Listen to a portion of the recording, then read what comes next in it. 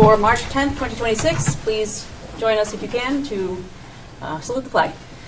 I pledge allegiance to the flag of the United States of America and to the republic for which it stands, one nation, under God, indivisible, with liberty and justice for all. Will the superintendent please call the roll? Ms. Chisholm. Here. Ms. Crowley. Present. Mr. Morenin. Present. Ms. Nagel. Present. Mr. Oliveira. Present. Ms. West. Present. Ms. Cormier. Present. Would everyone please note that this meeting is being live streamed by Woburn Public Media Center, and by speaking you consent to being recorded. Please silence all phones and other devices. First item on the agenda is public comment. Is anyone in the audience looking to make a public comment this evening? Looks like a no. Moving on to the consent agenda. Do I have a motion on the consent agenda? Or any action? Motion to approve. Motion to approve. In a second, any discussion on the matter? All those in favor? Aye. Any opposed? That motion carries. City Council Liaison to the School Committee, Mr. Amara, and also I will recognize City Council President, Mr. Toro, is in the audience as well. Good evening. Hello. How are we doing tonight? Hopefully we already had a chance to get outside today. It was a great day. Hopefully there's no more snow. At least I got no more snow on my lawn. But not much for me tonight. Just wanted to thank Dr. Crowley and Chair Cormier for coming to our council meeting last week, giving us a nice update throughout the whole entire Woburn Public Schools. Very, very informative. So hopefully people are watching kind of learn something new, because I sure did. But other than that, nothing else for me. If anyone has any questions for me or from the council, I'm happy to, and as always, email or a phone call away. Awesome. Thank you so much. Good to see you all. Right. Up next, student representative I do not see. So we'll move on to the reports and presentations of the superintendent and staff. Sure. So first on the agenda are the student athletes from Woburn Memorial High School. So if you can come up, I'm going to help you. We don't have walk-up music, but if you want to sit up there. So initially it was going to be Mr. Duran, the athletic director, to come and provide an update on the winter season. We had a very successful winter athletic season, and we are actually hosting an MIAA basketball game at the high school tonight with thousands of people there, so he needed to be at that site for the game. But he did arrange for students to be here, and so to talk a little bit about your season. I think the easiest thing to do is introduce yourself and say what sport you play, position. None of us bite. You are, and you should be really proud of how well you represented the high school this year. So if you want to introduce yourselves, that'd be great. I'm Riley McCarthy. Sorry. Do you want me to go? I'll go. I'm Thomas Kennedy. I'm on the wrestling team. I'm on the basketball team.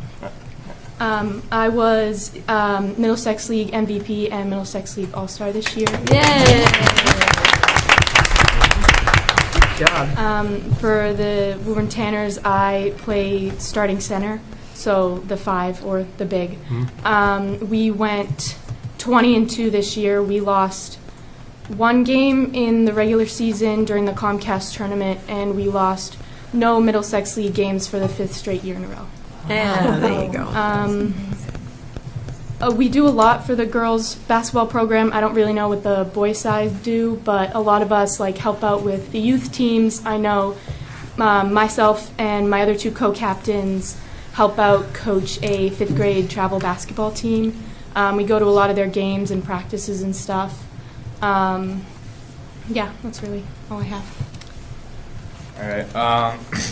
So, I mean, for wrestling, there's not really any positions, but I wrestle at 175.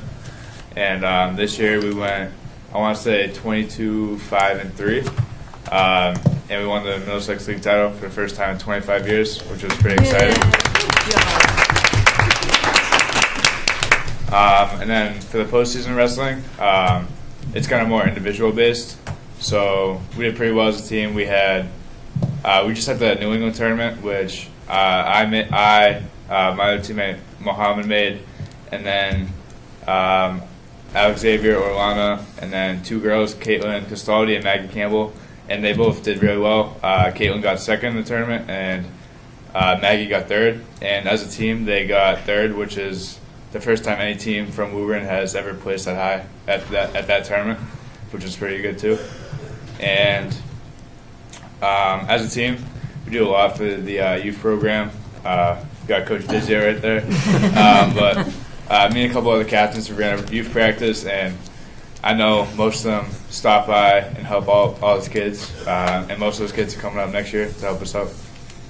That's cool. That's awesome. Great. Thank you. Would you like to take some questions from the committee? Yeah, sure. Madam Vice Chair So Crowley. what makes you MVP? What were the reasons why you were the most valuable player? She's So Well, I was know that, actually but- a co-MVP, so I shared it with one of the girls from Belmont. I don't really know. My coach actually withheld it from me. He told we have 3 all-stars on the team. Me, my twin sister, and one of the sophomores on the team. And he actually didn't tell me when he told everyone that they were all-stars. He kind of withheld it for like 2 weeks. And then he was like, "Oh, I forgot to tell you. You were MVP too." And I was like, "Okay, so what?" I don't really know what makes MVP. I know it's definitely not scoring because a lot of games, like I didn't score a lot, like I didn't shoot well. But it's probably just like how you act on the court, like helping your teammates out, getting assists, getting rebounds, like just putting like your hardest effort in. Do you feel like you do that? Yeah. Yeah, nice. What do you like about basketball the most? I don't know. I kind of just like just playing with my team, like just that feeling of like when you start to like get up on a team that you've been like kind of like battling with the whole game, and it's just like that feeling when you start to like just push by them. I don't know. It's just like really great. Oh, thank you. Thank you for sharing that. And my husband is Coach Joe for the youth wrestling. Oh, yeah. Yeah. So that's not a question. What is it that you really like about wrestling? What is your favorite thing about that particular sport? My favorite thing about it is that like it's kind of just you out there. So I mean, like you can't really go out there and blame anyone else for you losing. It's kind of like your fault, and I mean, if you want to get better, you just gotta put that work in. Compared to like football, which is like one of the hardest team sports where you have to rely on everyone. I kind of like the difference, the switch up where it's kind of just you out there. Thank you for sharing that. You two seem like excellent people and also athletes. I appreciate you coming tonight. Thank you. Thank you. Ms. Wetzel. First, congratulations to both of you and your teams. Thank you so much for representing Woburn and to yourselves, too. It's amazing work, so thank you. I have a question. It's the same for both of you. But what will you take away, something you learned from the sport you played after, are you both seniors? Yeah. Yep. So after graduation, as you pursue workforce or college or whatever it is that you aspire to. So something you learned that might help you in the future. I don't know, kind of just like putting the work in even like when you don't want to. Like a lot of days, like would all be in the locker room like getting ready and would all look at each other and be like, we don't want to do it today. Like it gets to a point like, because we go 6 days a week, sometimes even 7, where we're just like going at it and just like putting the effort in even when you don't want to be there, because that's when you really get better. Agreed. Practice is where you make perfection. For me, I'd probably say something similar, just being comfortable in the uncomfortable. Kind of just for wrestling, it's in the winter, you're all close up with your teammates, so there's going to be like sicknesses, you're going to be sore, aches all the time. So I kind of just learned throughout my 4 years just to kind of like push past that, because it's bound to happen. So it's not really worth complaining about and taking a day off. And I know that's going to apply a lot to whatever I do after high school. Agreed. Yeah, perseverance. Thank you. And best of luck. Thank you. Yes, Mrs. Chisholm. First, I want to thank you for your volunteerism. I think that's great, and I think every sport should probably have to do something like that on the side, but thank you for doing that. And as far as wrestling, my son did that eons ago, Do you still have to carry the mats? He always said from the old gym to the new gym, they used to have to carry the mats. It's a little easier now. Yeah. Yeah. And he went to one meet probably 10 years after, he goes, they actually have carts. We never had carts. But I congratulate. Wrestling's a tough sport, and people don't realize how much you have to put into it. And I know weigh-ins are tough, and he used to be nervous about that, running the block before he had to go to high school. But I congratulate you on that. And what are your future plans? Do you have? Thank you. And my future plans, I plan on becoming a police officer after high school. But I'm going to go to college, probably UMass Lowell for criminal justice, and then enter the academy after that. Good for you. I'm going to St. Michael's in Vermont. It's like I was wondering, yeah. like 5 minutes from UVM. I earned a scholarship to swim on their team, and I am majoring in health sciences to either become an athletic trainer or a physical therapist. Well, good luck. Best of luck to both of you. Thank you. Any other questions? Just Mr. real- Dizio. Just real quick from the youth side, you brought it up. He's being a little humble. These guys spend all day in the gym Friday and Saturday, and then come to a youth tournament on Sunday, where all the youth kids look up. Like, not many other sports have the senior captains coming, cheering them on. So, from a youth coach, that was awesome to see, and thanks. Mr. Mulrennan. I had to step up for just a moment. Perhaps this is already brought up. I don't know if you want to talk about some of Caitlin and Megan's accomplishments this recent weekend. Yeah. They did. Oh, You yeah. already did that. You covered that. Fantastic. Second and third. We can bring it up again. We got that covered. All right. Well, congratulate those great student athletes. And Alex said it's a great effort to see all of the sports come back and help out with the youth groups, whether it's wrestling, basketball, baseball, softball. The varsity teams, they always show up for the youth in the community here and show them that maybe perhaps I could be a varsity ball player in my community as well. So thank you for all you do. Congratulations. Thank you. Thank you. Any other comments from the committee? Seeing none. Thank you for coming and holding down the fort for everybody, Yeah. including Mr. Duran. And you're welcome back anytime. All right. Yeah, Thank you. thank you both. Have a good night. All right. Thank you.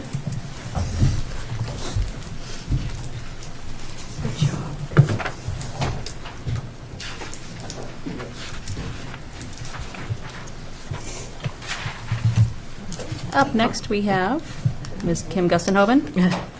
So, sorry, I just want to make sure the students knew they didn't have to stay. For Oh, Yeah. Oh, there it is. Yeah, good. Okay. maybe they want to stay. Multitasking. So here tonight is Ms. Kim Gustenhoven, who is our STEM coordinator, now in her X year in this role, and has moved mountains in the STEM world for our kids and opened up opportunities that didn't exist and now do.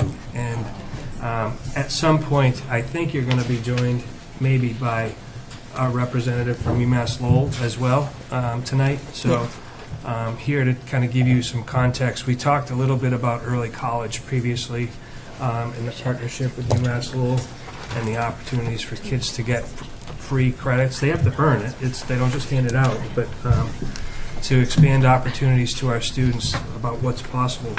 And a big part of that is Kim. So, Ms. Thank you. Okay, Jean, we're all set. The first thing I want to do is to thank the staff, the teachers, because all the things that we have dreamed up, they have produced and have been willing to give a lot of time and effort to make all these fabulous things happen for our students. So my gratitude is to them tonight, because I really couldn't have done it without them. Okay. So a couple of weeks ago, we brought all the 8th graders over to the high school for STEAM Showcase. What they do for that is they get to go to classes with the students in them, the classes that they can take as electives their freshman year. So they go into the labs. This is one of the pictures from the lab where it was the principles of biomedical science, and they work with the kids there. They have slides out, they have forensic stuff, they have DNA, they have dissection. The kids can rotate around and try all the different activities and learn about the course from their peers, which is really beneficial. They listen to the kids more than they listen to us. Okay, Jean. we are still involved with the Innovation Pathway Program, which is what that course is part of. We started in 2020 with Governor Weld, and we are continuing forward. At this time, the Governor Healy is still supportive of the programming, and we have a biomedical and a manufacturing program at the high school. We were designated as an Innovation Career Pathway School a couple of years ago. More than a couple, Kim. More than a couple. I've been Yeah. We have completed our cell laboratory. We built a cell culture laboratory out of one of our book rooms. We had the guys install the equipment, and at the time they said to me, "We don't put these in high schools." But my comment is, we're doing it because we want the kids to know how to use it when they go to their careers or if they go to college, because they see when we take the tour of UMass, they're seeing the same equipment there that we have in our lab here. And this year, they're going to be able to work with mammalian cells and DNA, PCR, all the little terms we hear about during the COVID years. Cloning, they're working on all those projects with one of our biotech teachers. So this lab is really her baby. And we have the early college program. So we started this 3 years ago, and it was only one science course with UMass. And then last year we added history, English, math, and we added more science courses. It's hard to get schools to do a program in science because of the lab work, but the life science professor actually went to the dean of UMass, and our students receive more credit than the students at UMass for the course because our labs are so extensive. Wow. Yeah, so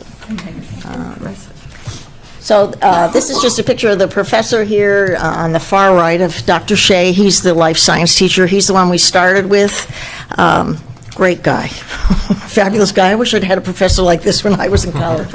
Very easygoing. And I've been very proud of the kids when they go to one of his lectures on campus versus him in the school, at the high school. And he asks his students questions during the lecture, and our students were the ones that were answering them. So afterwards, when we got down the front, he asked the students that answered, "Wow, he's really impressed. You know, you answered the questions, not come up." Not my own students, and they said, "Oh yeah, we learned that a long time ago." So that was really good. This is Dr. Costin. She's the director of the early college programming at UMass. She's my best buddy. We keep in touch Daily. weekly. Yeah, sometimes it's daily. Sometimes it's daily. We're just going through a few slides, and then we'll let them ask us questions. Okay. So we have 5 science AP courses, which is slightly different. We have dual enrollment, we have AP, and we have early college. Now, AP, you get the college credit if you have a certain score on the test, and depending on the college you are applying to. Whereas early college programming, you get your credits on a transcript that you can take with you. So it's a little bit different. You're guaranteed your credits doing the work. And dual enrollment is also slightly different in that we don't, you're working with the school, you're either going to their campus or you have a teacher in our building that's working with you, but there's also a fee related to the course. Okay, we also have 5 math courses that are AP. We added the Calculus BC this past year. That's a very advanced calculus course. It's very difficult. And the rest we've had for some time. Okay. And so these are the courses in our biomedical pathway. They're all Project Lead the Way, and that is a curriculum that we use. It is a hands-on, student-centered curriculum where kids actually use higher order thinking. It's very rigorous curriculum. They learn to solve problems, create projects. So it's It's been the kids love it. It allows them to use their creativity, and they've just really enjoyed it. The one for grade 9 is the first one, Principles of Biomedical Science. Then they go to Human Body Systems, Medical Interventions, and then the last one is the Biotech and Biomedical Innovations.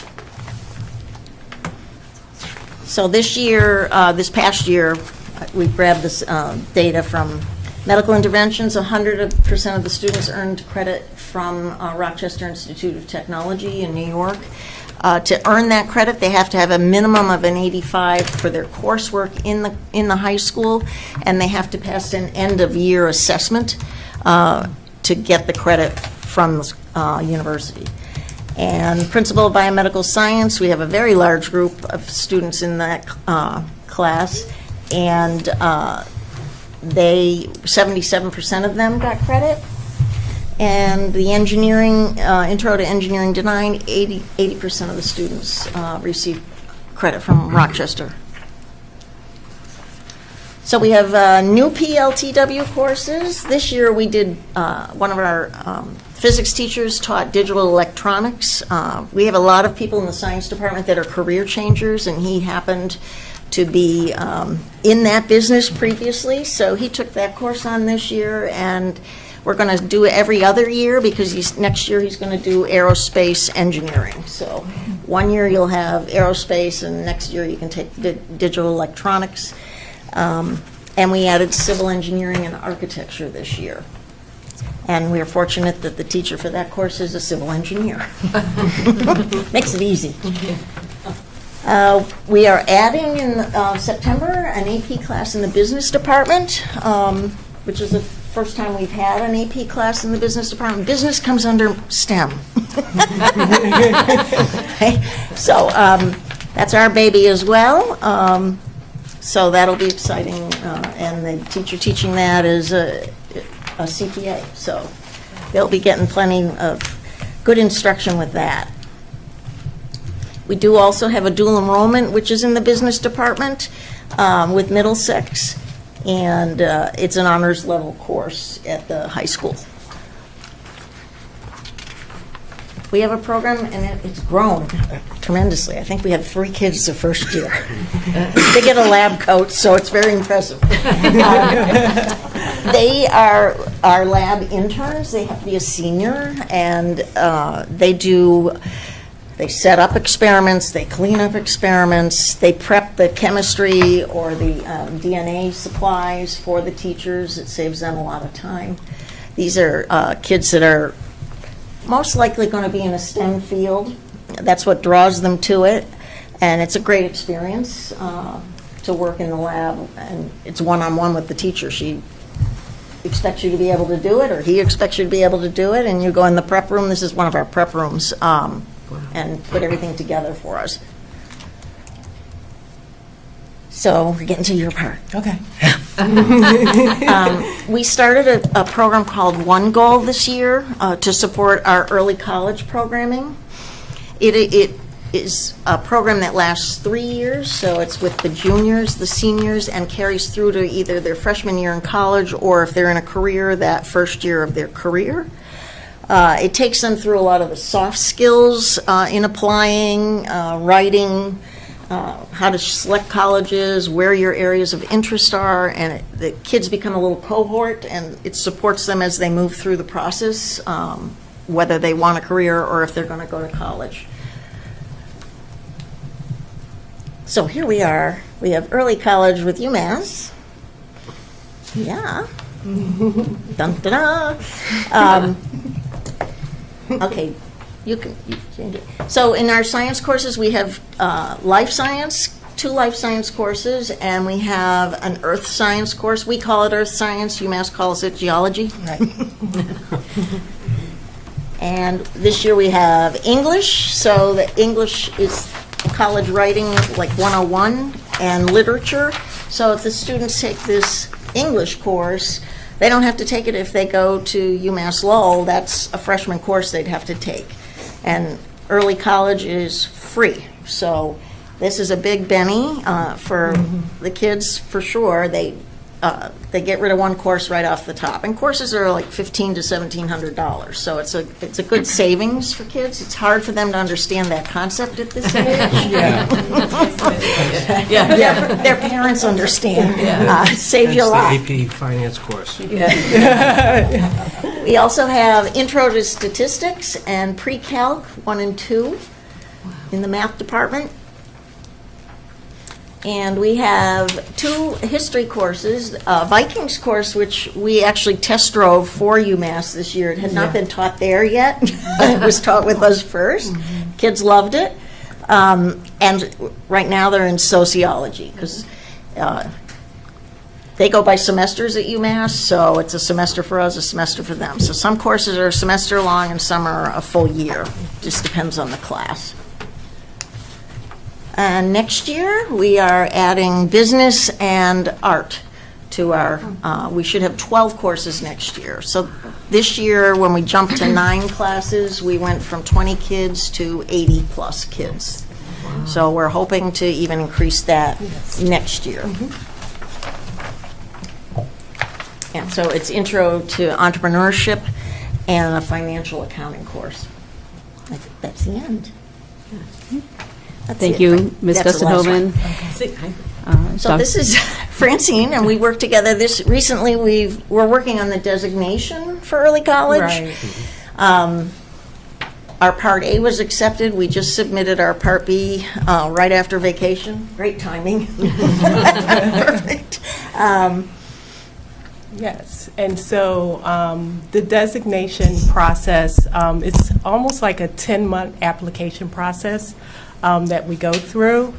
So yeah, it's a lot of writing, a lot of data collecting, a lot of proving that this program works. But it's a way for us to be recognized by the state, to be designated partners with each other, and allows the state to be able to fund these programs so we can continue to offer these courses to students at no cost to the students as well. And it also opens up additional opportunities for the district as well too. Once you become designated, it opens up additional funding for the district to be able to apply to as well, excuse me. So that, again, any additional supports that students would need, any additional opportunities for them to get materials, have more experience, hands-on experience and stuff like that, we're able to tap into that funding to make this, a great program for the students and, just as importantly, give them that insight into what college is going to be like. Maybe they hadn't been thinking about college before because it is a very equitable program. You don't have to be a student who was on the AP track to participate. As a matter of fact, we want students who didn't see themselves on the AP track to participate because we want them to give them the exposure to be able to tap into it. And here's a safe environment and a supportive environment for them to be able to do that.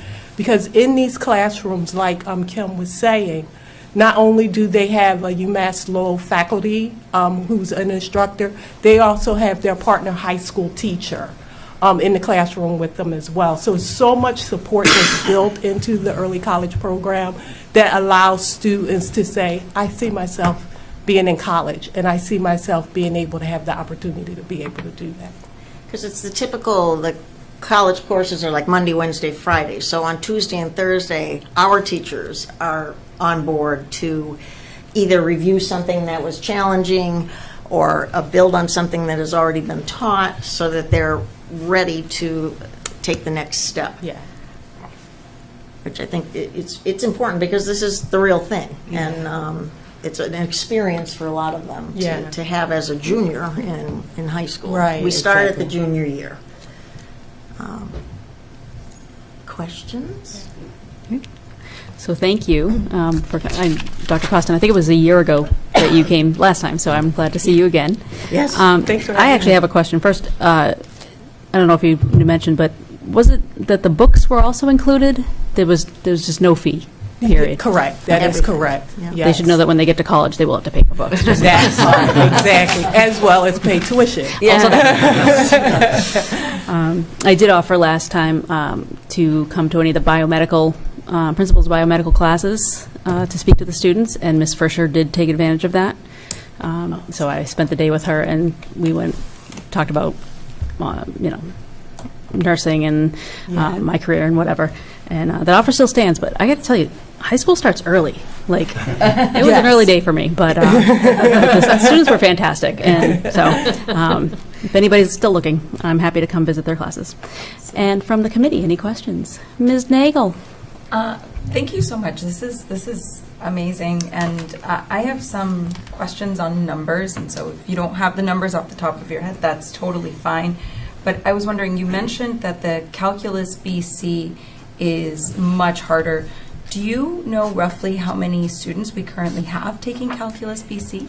I would say it's probably around 16 to 18. It's amazing. Kids currently in that class. Yeah, I'd have to look it up. we started with one section. Yeah. That's awesome. So. And roughly how many students, if you happen to know, have taken advantage of these credits and then gone on to UMass Lowell, and what has their experience been like, or UMass Amherst, any of the UMasses? We had, I believe, 5 students last year that have accepted their to UMass Lowell and went. And then I think we also had a couple of students that went to the other UMasses as well, Boston or Amherst. Yeah. Okay. That's amazing. Their credits are on a UMass transcript, so, So they can just... They can transfer to any of the any public state institution actually that they will transfer to. We did have students from another high school that actually went to Georgia Tech, and they accepted all her credits. And she took about, I think, 15 to 18 credits with her. So we say to students that your credits will be accepted at in-state public institutions, but we're finding that a lot of out-of-state schools are accepting the credits as well. That's awesome. And as part of this partnership and this program, is there a follow-up to these students? That's the one plus with the One Goal program, because we will be tracking all of that moving forward. And we, students that come to UMass Lowell, it's easy for us to be able to follow up and continue that relationship with the students, and knowing that they still have even the support there with us, because they get to meet me now in high school, and they'll now be able to see us on campus as well. So we are able to do the follow-up that way. Within the UMass system, we share that information with other of our counterparts that are doing early college as well, and saying to them, hey, this is a student who participated in early college at our partner high school, and we understand that they're coming to your school. So that's kind of like done organically, between the UMass systems, because early college is growing here in Massachusetts. A lot more of the institutions are getting involved, and we're talking a whole lot more too. So I know the folks at Salem State, I know the folks at Fitchburg, and they all have early college programs, right? So we're able to share information that, we have students that are coming your way that participated in early college. So they are going to be a part of a larger network, not just within the UMass system, but I think across the state system, which is ultimately what I believe the governor really wants us to do. She's constantly talking about early college and supporting that and backing it and really wanting to see it grow here. They have a very aggressive timeline of growing it to 100,000 students participating in early college in 10 years, and I'm like, okay. I love the enthusiasm, but I get it, the quantity is what they want, but we really want to make sure it's really a qualitative, the quality is there as well. Yeah, fantastic. And I also just wanted to thank you so much for the thoughtfulness of including students that don't see themselves in that moment as college material, right? I think that there's a lot of misconceptions as to what it means to go to college or to choose not to go to college and instead go into the trades, and just understanding that these are all options that are available to them. Exactly. And that no kid should feel like they lack the material to do that. It's more a matter of what do they want to do with the skills that they have, and in areas where they might need to hone in on skills, having these opportunities of exposure and of growing with their cohort are incredibly valuable. So just thank you for being so thoughtful in that. My pleasure. I wish I could take all the credit, but I can't. Ms. Wetzel. Hi, I just thank you. Welcome back. I remember when you were here a year ago. I learned so much, and I learned so much again now. And I'm just really proud of all the work that you guys have done and all the work our students have done. It makes me so happy to hear the enthusiasm for you, the courses we're offering, all the new options available, and I hope for any parents listening too, they're excited for the opportunities at Woburn High that their kids can have. And something, I don't know if this is new, but I haven't heard it before, and I love that you did it, the 8th grade showcase where they can come and learn. Is that something new? Or have we always done that? No, we've done it 4 times now. Yeah. We developed it, Sue Tifo and myself dreamed this up. But it's hard for the 8th graders to really know what the courses entail. So bringing them over to the school and letting them speak to other students Correct me if I'm wrong, Kim, but I also think a big part of it is that your departments, as well as we've talked about with fine arts, are one of the ones where you get to take electives earlier in your high school. And so what we were finding was that a lot of students were kind of going into the same things out of 8th grade. And so a part of that was really trying to help get students to enter into some of our elective-based courses that we have, fine arts and STEM, that we don't offer. You go into, certain math courses, certain history classes, but there's a lot more choice and, autonomy that you have in those areas. So that was really where I think the idea started, and then it's grown into other we have quite a variety. And they can start earning college credit as a freshman in the science department. Which is huge and very helpful for a parent's pocketbook or theirs. And then I know last time we spoke, Ms. Gusthoven, the innovation pathways, there were some challenges with filling some of those. Has that gotten better, or how is that going? I think our biggest challenge there is connection to the community and businesses in the community. This year we've done a professional a month is coming into the school. The first one we did not come into the school because they were researchers in the Amazon.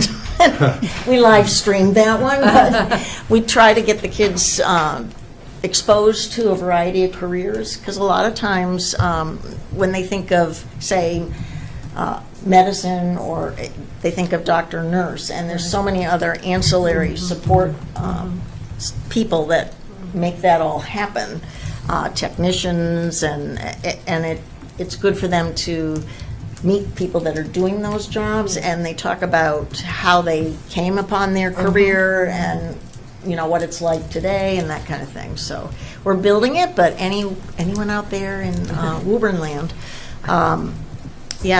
please reach out. We'd love to have you come and talk to the kids and let them ask you questions about your career and what you do. And if they wanted to reach out a business, would they reach out to you at your email, which we can find on the Woburn Public Schools website? Yeah. Okay. I'm on the STEM coordinator.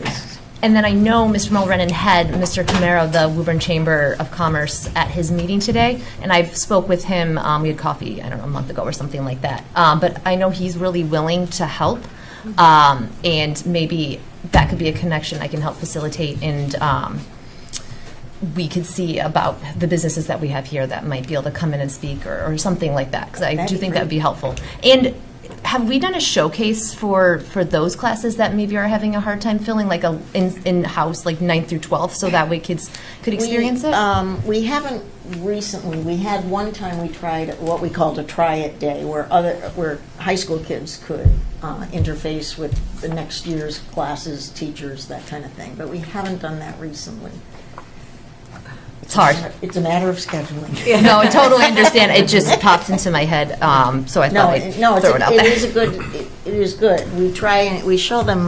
They they have a presentation that they see about all the courses that they can take, but it's almost overwhelming when you see it all at once Yeah. like that.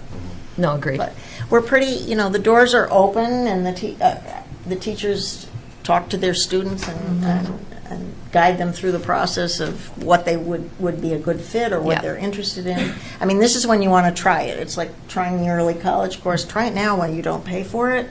Then if you find out, I really don't like sociology, you're not paying for it. You found out ahead of time. So that's another bonus. Yeah, agreed.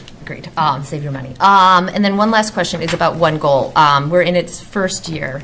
And then how many years does it follow students for? Is it For 3 years. They're Okay. junior, senior, and freshman year Yes. or first year of work. The contact is not as extensive that first year, but if the student has a problem or doesn't know how to navigate what a registrar is, they can reach out and connect with the teacher from our school system that's working with them. They're trained by One Goal, they teach that program, and they can help them navigate that. That's awesome. Because I know I heard from the colleges on one meeting when we went with college and high school that the term registrar is not used in high school, and transferring their credits, some of the kids didn't realize that UMass isn't just sending it for you. You have to request it.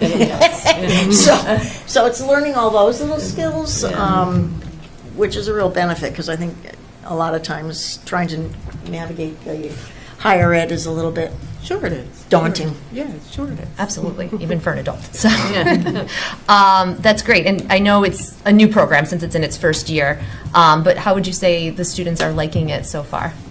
They like it because it's becomes like a little family. Yeah.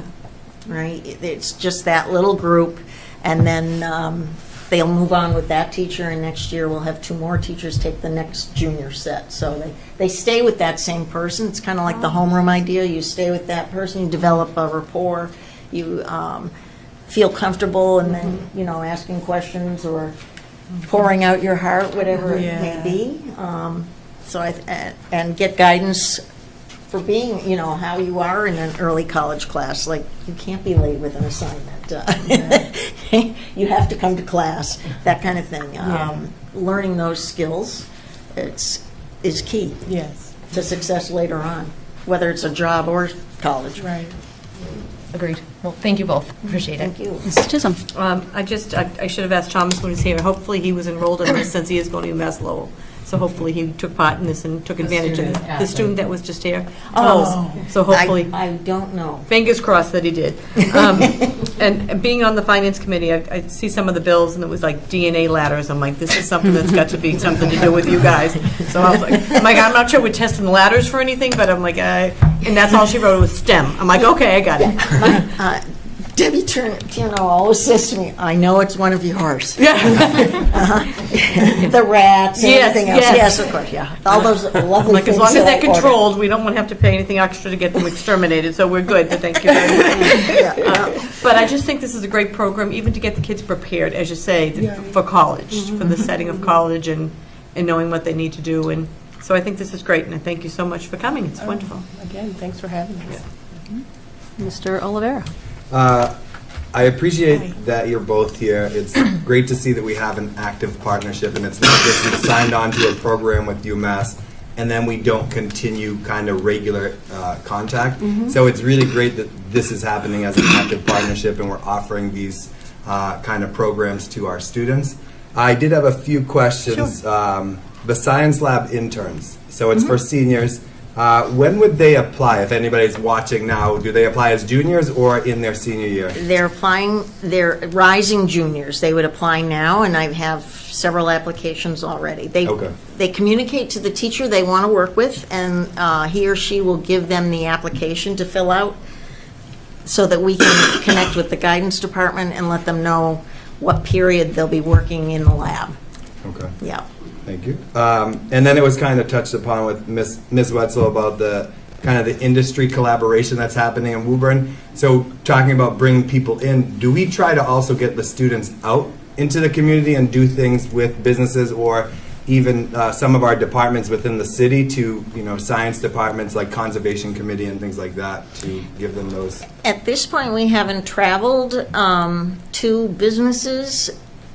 It's cost prohibitive with the busing. To bring the 8th graders over was almost $4,000, and that's within town to do a bus. So that's our limiting factor for that kind of thing. So it's easier if they come to us at this point. Okay.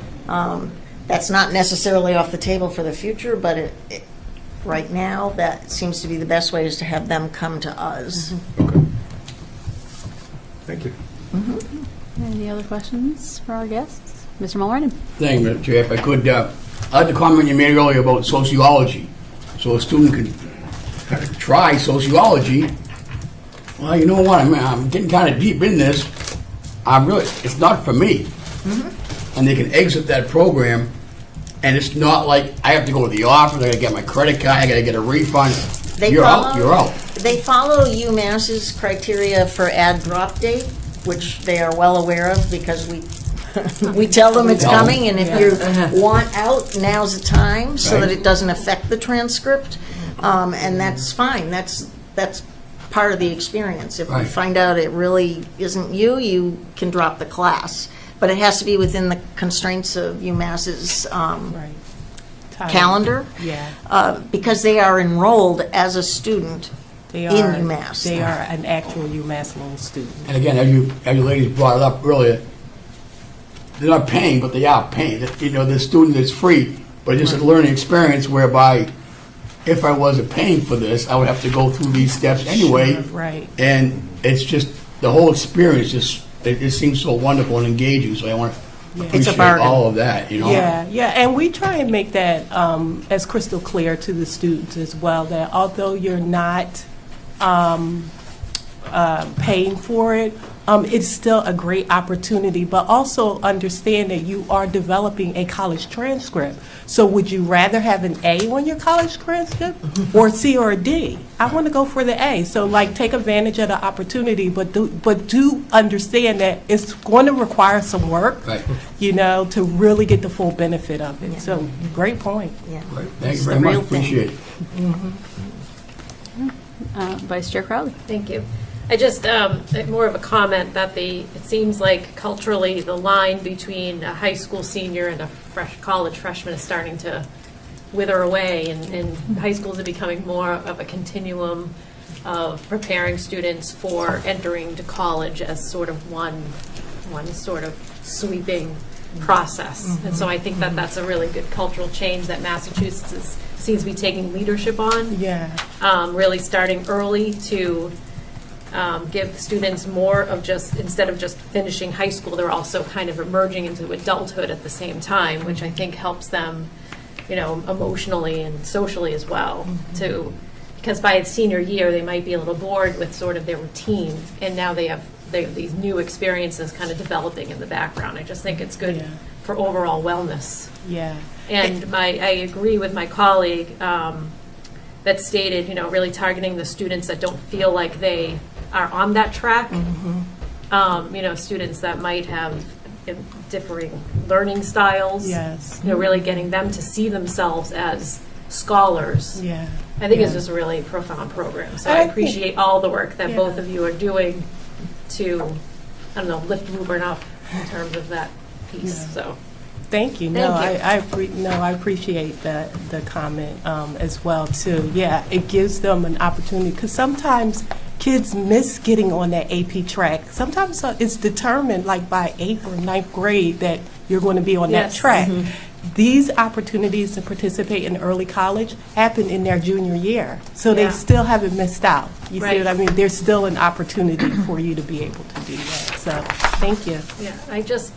I guess the bringing in the 8th graders is also because that 8th grade to 9th grade risk area, I think is key to really showing them that this is what the high school can bring you. So many options. This is who you can become. So many opportunities. So thank you, and I'm very excited about this presentation. Appreciate it. Any last thoughts? Well, thank you for coming. Do you have any? No, I would echo everything that was said. Thank you. It was 2020, right? Yeah.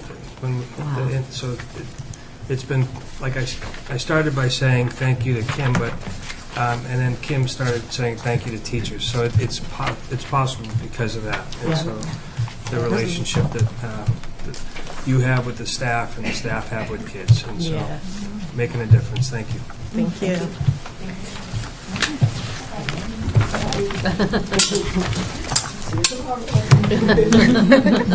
Up next on the agenda, we have FY27 budget with Mr. Alex Izio. Coach Alex.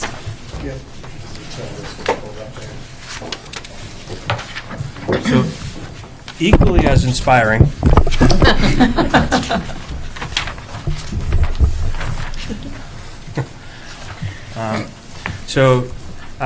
I'll turn it over to Mr. Dizio shortly. I just want to give a little context to the committee and to anyone in the community that's watching. The Woburn Public Schools has invested significantly in our school district, and I'm really proud to serve in the Woburn Public Schools, and I think it allows for opportunities that you just heard. And so without that investment, those opportunities don't exist. And so part of what we try to do is then prioritize what can we do more and better to kind of continue to provide opportunities and services to all of our students. And so with that in mind, beep. Next slide. So one of the things that we do, working backwards, we are tasked with submitting a budget to the city for approval, and that approval process is done in early June by the city council. And so with that being said, we start our work in November, typically meeting with all building leaders and department heads to review this year's budget to see if there are areas that we are overspending or underspending, so that we begin the process for next year thoughtfully. And so that happens, as I said, typically around Thanksgiving with the principals and the directors. We send out, or Alex specifically, Mr. Dizio sends out the budget packet in December, and really what that does is ask the principals and directors to reflect on where they are in their process and what their needs might be and requests might be for the upcoming school year. In January and February, we have multiple meetings with principals and directors to review the requests. We do this in a relatively formal process. One of the things that we've been conscious to do is have everybody in the room together so that people are hearing the requests from each other, so that we are not, for lack of a better term, pitting one group against another. So the elementary group hears what the middle schools and the high school and the facilities and human resources and all of the different parts of the district are requesting. Ultimately, a budget does get put together, and tonight you'll see the macro of the budget presentation that does account for a lot of the requests and a lot of the account for, we call them contractual obligations, which we'll dive into. Beep, beep. One of the things that I think is important to say is that we have a strategic plan, and one of the things we ask our principals and directors to do is to align their requests to the strategic plan, so that we're not asking for things that aren't priorities for us. And so I'm proud of the way that we do it. Can we get better? I'm sure. But I do want to just point out that having a plan matters. And, for example, we want to create a rigorous curriculum for all of our students. This year, we were able to, with the help of City Council, have the Reveal Math program as a new curriculum in our school. So, again, trying to make sure that we are spending wisely and aligned with our vision and plan. our strategic priorities in a condensed version, collaboration and consistency. So that's our first priority, so that we are essentially making sure that our teachers have what they need, and that in my mind, this is largely under the direction of Ms. Young, curriculum instruction. Our students are receiving high-quality instruction and high-quality materials. Our tiered systems of support is our second priority. And again, not all students learn the same way. They need different things, so making sure that we are providing students with, whether it's intervention or special ed support, different ways that students learn, so that, again, all students can be successful. And lastly, the structures for learning. We know that the teaching and learning is the most important thing that happens in our buildings, but we need our buildings to be places where staff and students feel safe and supported and are willing and able to learn. So what is in tonight? I think I turn this to you, Alex. Sure. Yeah, so I think before we dive into the numbers, it makes sense to sort of take a step back and understand what's included and what isn't in today's budget presentation. So in terms of salaries, what you're going to see today is that step and lane increases are included. Contractual increases, so you'll see some out-of-district tuition increases, transportation, utilities. You will see some line item increases, as well as 12 new FTE asks. It's important to note that as of today, we have not accounted for any cost of living adjustments. We do have all of our bargaining units coming up at the end of this school year, so that'll be something that we work on and get that number at a later date. Diving into the numbers as of today, the FY27 proposed budget, and again, this is very much a working document, so this is a draft, but that number stands at $100.4 million. That represents an increase year over year of about $4.5 million. As a percentage, that's a 4.72% increase. So this slide, I did want to take a minute and sort of explain how we got from, our FY26 numbers to the $100.4 million. So effectively, we take our baseline budget from last year of $95.9 million. We take salaries, and again, we're rolling those forward with step and lane increases, but not the COLA. We then level fund all line items from the prior year, with a couple exceptions being the contractual increases of transportation for both general and special ed, out-of-district tuitions, and utilities. That number alone moves us to a budget of $99.2 million. And if we stop there, that number would be about a 3.4% increase from FY26.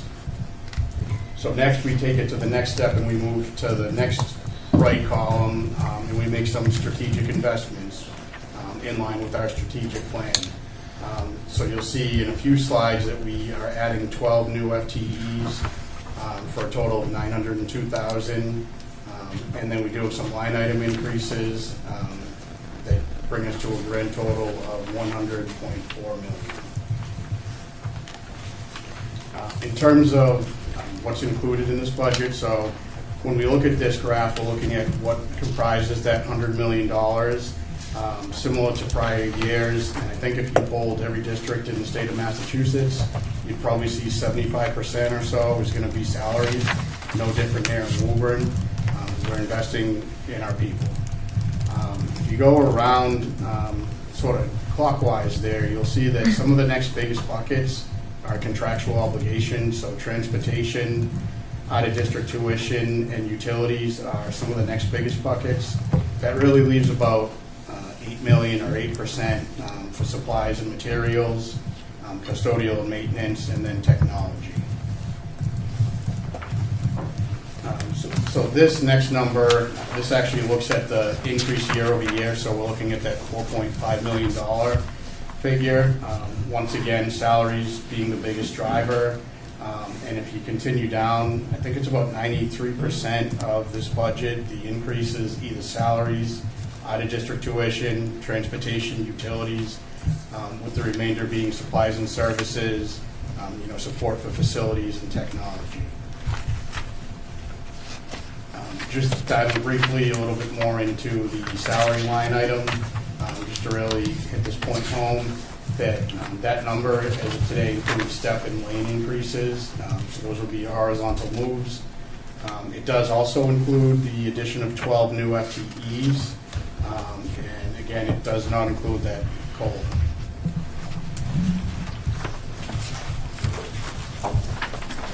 So I've spoken a little bit of some of those contractual obligations. The transportation, we're in year 2 of 3, and we do have 2 options on that, both of those contracts, so really 2 of 5.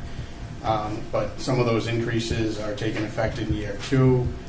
Last year we did see a little bit of reprieve being in year 1, but this year we're sort of back up on both general ed and special ed busing. The next bucket there is the special ed tuition. These are mandated contractual obligations for out-of-district placements. Next is utilities. So in October, we actually are anticipating a rate increase. Our electric contract is going to be up. So we did build in for a rate increase plus delivery and supply charges. I do want to take a little bit of time on this slide. This is the sort of first bucket of those strategic investments. And these are the 12 new FTE positions. So starting at the top, sort of working top to bottom here. The building subs, so it's actually 8 bodies at a 0.5 FTE.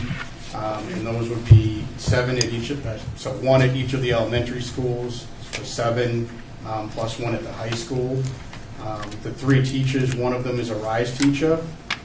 The other is a 4th grade bubble room at the Shamrock based on enrollment. And the third is a high school wellness teacher. Right now, I believe we're operating at a 0.6 for wellness and a 0.4. Do I have that in the right order? Mm-hmm.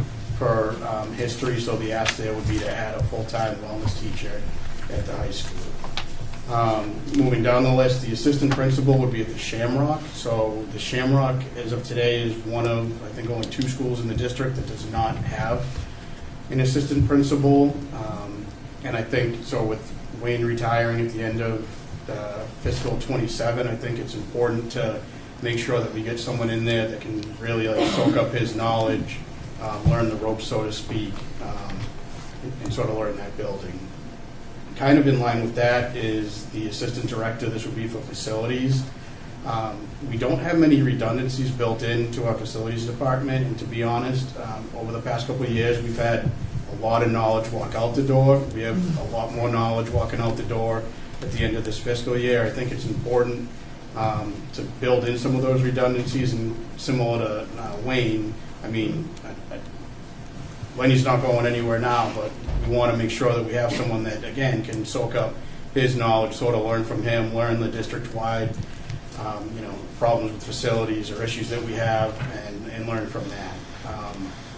The reading specialist fills a literacy need at the high school. The nurse is at the Kennedy. Right now, we have about a 500 student to 1 nurse ratio at the Kennedy. And I know that we have a lot of students there with, a lot of things going on, so I think it's imperative to get some assistance up there for the 1 nurse that is there. And then the last one here is a speech-language pathologist, and that's based on mandated needs of the special ed program and specific to speech-language. I did want to pause there. I know I just said a lot of things. There's a lot of information up there, so before I go further, I don't know if there's questions, comments. Any questions at this point? While you digest? No? Okay. So we spoke earlier about, aligning any investment that we do make with our strategic plan, and that's what we've done here. These 4 positions specifically focus on including multi-tiered systems of support, And if you look at these, all of these roles, I believe, provide direct intervention for either literacy, communication, health, or some combination of the such. And this is, I believe, the Alta Vista Scholastic Book Fair recently. It's also timely with Read Across America being, I believe, last week. I know my son's daycare did a lot with Dr. Seuss and with reading all the books and getting him in a different outfit every week or every day, which is, it's really cool to see. And this is just, you know, a real world impact of some of the literacy investments we've made, not just in this budget, but in prior budgets with interventionists, reading specialists. So I think it's really cool to, you know, I certainly get bogged down in the numbers a lot. It's really cool to sort of see the everyday impact of those dollars on the kids. Is he reading yet? Almost. Numbers, well, most numbers. He's reading at an 8-month level. And then this slide speaks to aligning with the structures for deeper learning, adding 3 new teachers, the building substitutes, and an assistant principal. That's going to ensure that every classroom has a qualified educator each day and provides stability needed for deeper learning. And I think that the long and the short of this is that we're looking to sustain our core commitments that we've already made, while also making some targeted improvements that are aligned strategically with our strategic plan, and making sure that we are people-focused and fully funding all of our known obligations for utilities, transportation, and all of that. I'm more than happy to take questions. Thank you, Mr. Dizio. Any questions for Mr. Dizio at this point? Yes, Mrs. Chisholm. I just have one. Are we counting having the substitutes, the building subs, so we reduced our substitute line? We level funded the sub line. Yeah, but, I mean, we're already over on our balance of accounts now. So if we level fund and we don't get the building subs, we're going to be in trouble. So I just hope we remember that when we have to vote on what we do. Thank you, Because I Mrs. think if we have them in the building every day, that will help us if they're not trying to fill them every day. Ms. Wetzel. On the building sub note, not only does it help us not fill them, and it saves our principals and other admin time, it also helps with building familiarity with the actual building and then with the students. And I'm wondering, what do we spend, would this save us money having building subs versus having to find building subs, not just in time, but in actual dollars? Yeah, I mean, between the substitutes and building subs, we're probably spending about that this year anyways, so I think it's, I don't want to say a wash, but probably close to it. Yeah. You know, whether we're spending it in substitutes or building subs, but to your point, it's nice to have the familiar face in the building every day. Yeah. And I think it's nice, too, for the sub that's coming in, then they're permanent in that building, so they can feel more confident in their role. So I think it's great that we're hoping to add that. And thank you, too, for all the work you've done, to you, Dr. Crowley, you, the Finance Subcommittee, Ms. Chisholm, to City Council, to the Mayor. I know there's been a lot of meetings on it, so I appreciate the hard work that's gone in. And I really liked the page about the rollout analysis and how you talked about how you sort of approach the budget and how you take what we spent last year and then what it would look like percent-wise if we level fund it versus what it looks like. It's not really that much of a large increase, really. If in percent-wise. It is a big dollar amount. I don't mean it that way, and I'm not taking it lightly because I know this is a lot of money, but adding those new positions and then the line item increases that we really have to do due to utilities and transportation. I like what I'm saying is I like how it's broken out, and it really helps me better understand how we got to that number. And then I did have a question when you were talking about the 3 new teachers. Which were they again? I know it was Rise, Wellness, and what was the third? Fourth grade. Fourth grade. Okay. And I know in my conversations with Dr. Ryan in SSA, there's a large increase likely in this incoming kindergarten class with Rise kids. So I think it's really important that we're looking at that now. Same with when we're looking at the assistant principal for the Shamrock. It is a very complex building, and regardless of Mr. Clark retiring, I think it's great to have 2 people in there indefinitely because he does a lot, and I know I've seen him when he's trying to explain this to us, handle all the call-outs with the subs, and that takes time, and then he's got so much to do. I think it would be helpful to have somebody there to help him, and certainly someone to help learn because he's been there for so long. He's kind of an institution at the school. and the nurse as well. I guess I'm kind of looking at some of the positions and just, I think 500 kids and one nurse. If you go into a school on a Monday, I happened to be there last week. I walked into the Goodyear to volunteer at their book fair for Read Across America Week, which was last week. And there was a kid walking down the stairs. It was like 8:17 in the morning, going to the nurse with a bloody nose. And like school barely started. Technically, it really hadn't, but the first bell had rung, so he was in the building. He was going to. So I say that because that's a smaller school, and there's one nurse there. I can only imagine a nurse with 500 having kids lining up out the door. That's a lot. It's a lot. And I know I was reading something, and Mondays and Fridays especially are really challenging on nurses, because on Mondays it's all the kids coming in who maybe the mom or dad or the parents thought, oh, they're okay, maybe they don't need to see the doctor, let's send them to school. And then Friday it's like, oh, well, go see the nurse before you leave, because we're going to have a few days before you're back in school. So those are challenging times. So I am appreciative of all the roles we're looking at, but certainly those in particular. And then the assistant director for facilities, Lenny being the only person there, he does a phenomenal job, but I don't know how he can manage to take a day off, let alone get sick. I don't think he does, no, and I don't think he has the liberty to do that without having somebody there that can facilitate that role while he's not. And also, too, hopefully he's not retiring anytime soon, but he possesses quite a bit of knowledge. He gets a lot of great things done.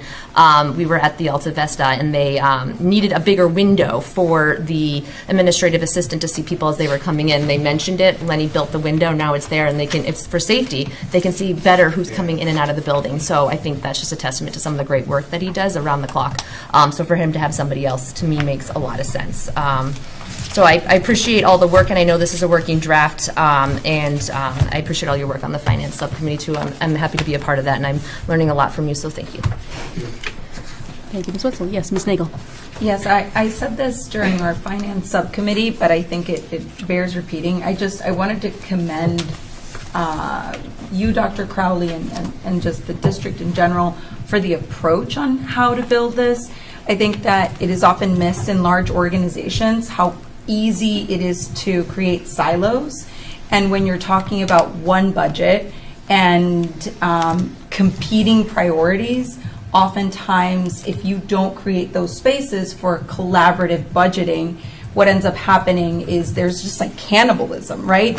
Because it's about, no, but I need the $100,000 for this position, and I need it for, this new curriculum, and ultimately it serves the district best if everyone is working together to fulfill the needs of all of our students and being so student focused in how we go about that. And hearing about the needs from other schools and from other departments, it really aids in crafting a much more intentional budget, because you all of a sudden realize that maybe you can hold out on that thing that you thought was super urgent, because you see that a fellow colleague has something that is much more time sensitive or is going to have a greater impact on the students. So I commend you on that. I know that that's not how all districts function, not how all large organizations function, and the work really shows up in how you've built this. So thank you very much. I'd say thank you. I'd say thank you to the team, because it is a collaborative effort, and it's taken years to kind of get to this point. One of the things in the budget that I know, for example, we moved from capital into the operating this year. It's like $140,000 for Chromebooks, right? Yeah. So technology matters, right? And so we need to have the Chromebooks now for staff and students, but that's $140,000 that ostensibly could be somewhere else, right? So, but people need to hear what the rationale is for the asks, and I do, the meetings aren't fun, but they're cordial. Like we all leave, on the same page, and so it's thank you. Any other questions? Yes, Mr. Oliver. First thing, I can really appreciate as a teacher or somebody working in schools that 11 of these 12 asks for FTE are student-facing positions. Because I know that's a big thing when people say we're adding administrative roles, but we're adding 11 positions or looking to add 11 positions that are going to directly impact, these students. And then the facility assistant director, I feel is a given based on kind of the needs of our specific schools. So I can appreciate that. Question on the utilities. Don't quote me on this number because we're talking about last year, so trying to recall this. It was roughly about $400,000 that we were able to kind of take back that we didn't spend, and that was part of the savings that we found, if I remember correctly, to kind of go towards the shamrock roof and, some other things. I think it was maybe 200 or so. I will say, in speaking with the facilities director, we just had maybe the coldest winter. that I can We remember. did have the coldest winter. And I think Still coming. I think that was a big piece of this Okay. number. And we're also expecting a rather significant increase for next year too. So we've been lucky to be able to get by with what we've had, but I think it's fiscally responsible to try to go up on the utilities for this year. Okay. Yeah, I'm just kind of thinking of, we had such a large savings in the prior year. Yes, expenses have gone up. Just making sure that we're budgeting in additional money. Do the numbers actually make sense year over year? Just kind of getting more of that info for that. And then my final question is, have we heard, or have you all heard, I guess we would be last to know to some degree, is there a number that the mayor is looking for us to play with?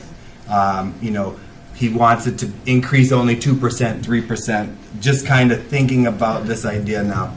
Just throwing that part out there. So, What a dream. yeah. So,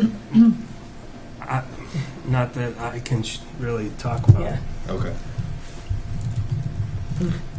Any other questions? Mr. Mulrennan? Thank you, if I could, Madam Chair, just a reminder to the people in the audience and those people watching us at home.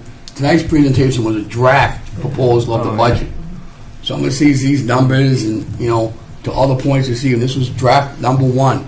Great presentation, great understanding sitting here. What money do we need, where do we need it, and why do we need it? And again, I want to thank our colleagues from the City Council that are here tonight, the colleagues from the City Council that listened to where the money's going, to help reiterate that down to the mayor's office and to the citizens of Woburn of why the schools need this kind of money. And it's not as simple as, energy went down, so just use the energy money over there, or that contract went up, or you're hiring more teachers again.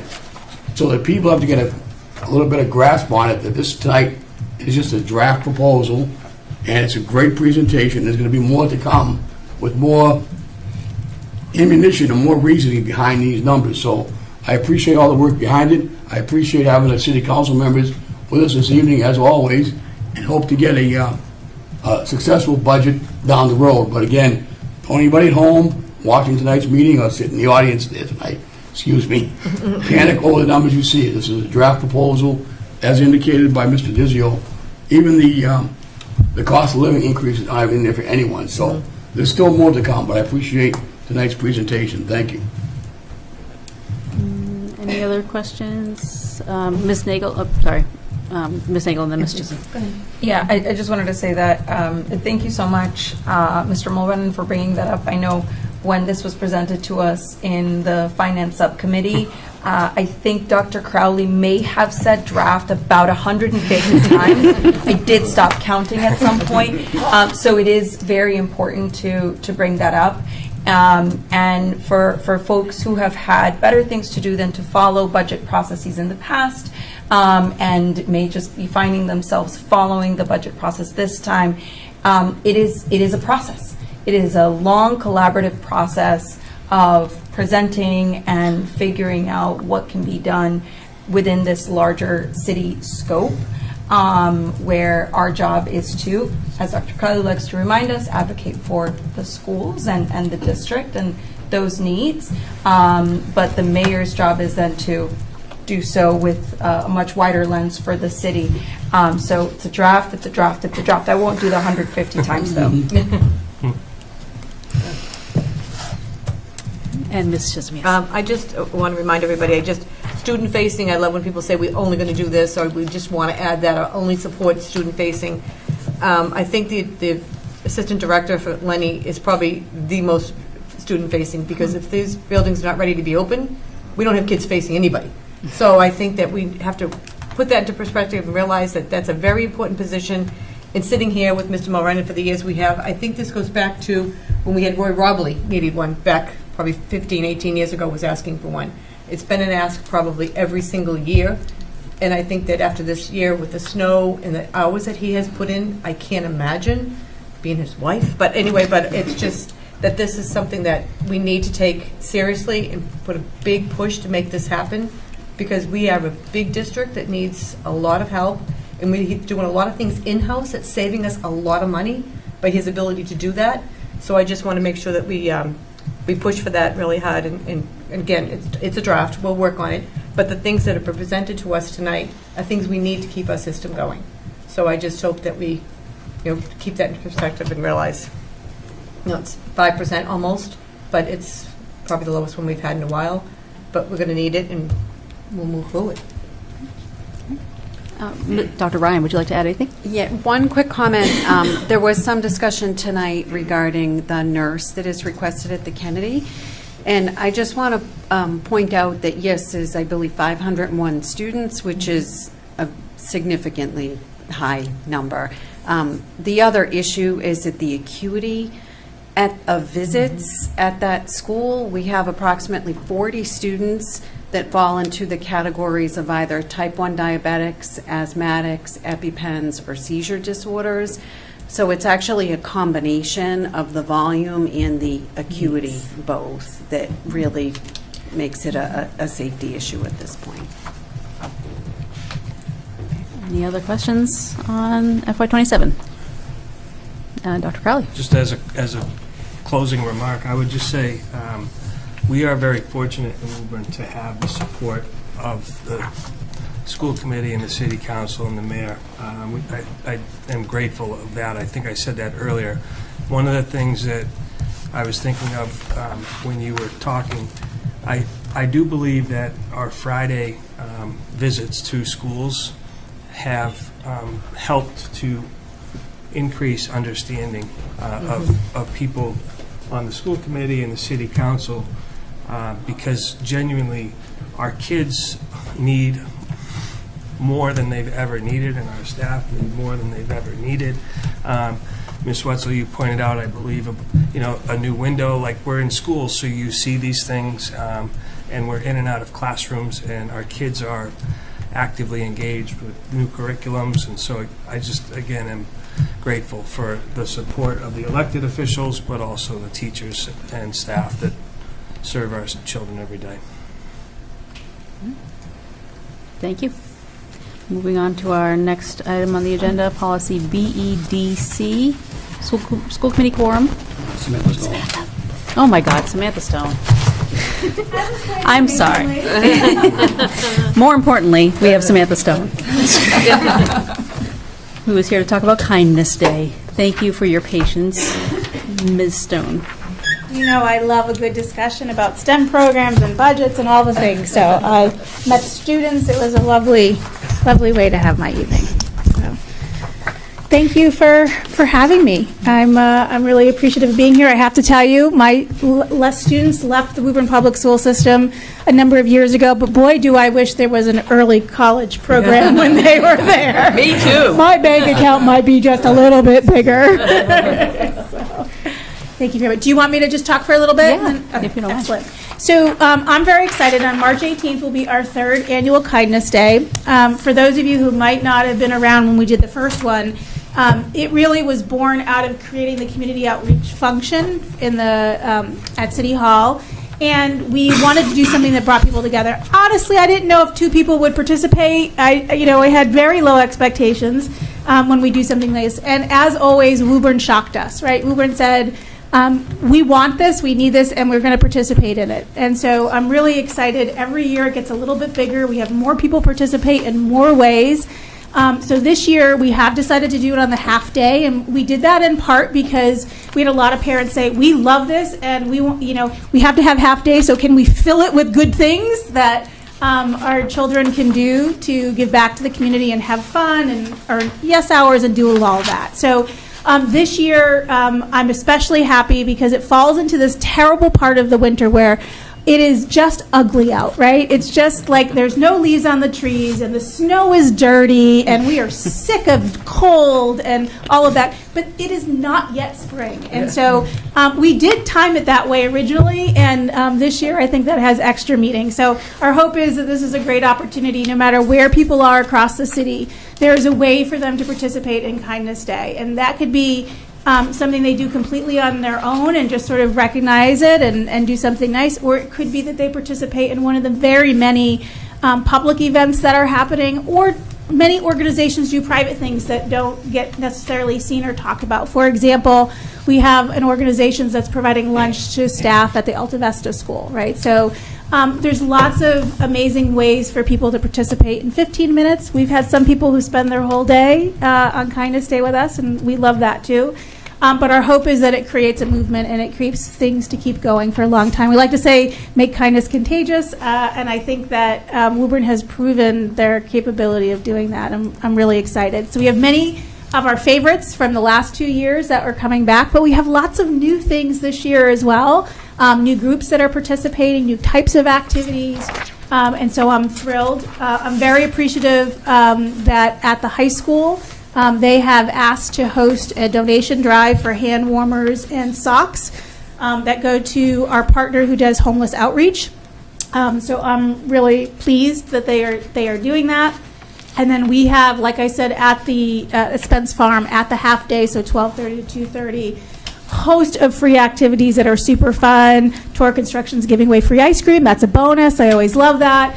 They make bird seed feeders. Family engagement from the schools are there. They make friendships bracelets. And just anything you can think of, there's probably somewhere across the city that day something is happening. So I thank the schools and the staff and the school committee for participating with us every year, helping spread the word. I see many of you out and about at activities. And I know many of the teachers do things in their classrooms that, we don't even really know are happening, but they take advantage of that day. And I'm always appreciative of everybody who's stepping in. So the bar is rising, and our hope is this year we'll have more and more people who join us. Great. Thank you. Would you like to take some questions from the committee? Absolutely, happy to. Do we have any questions, comments, concerns? Yes, Ms. Wetzel.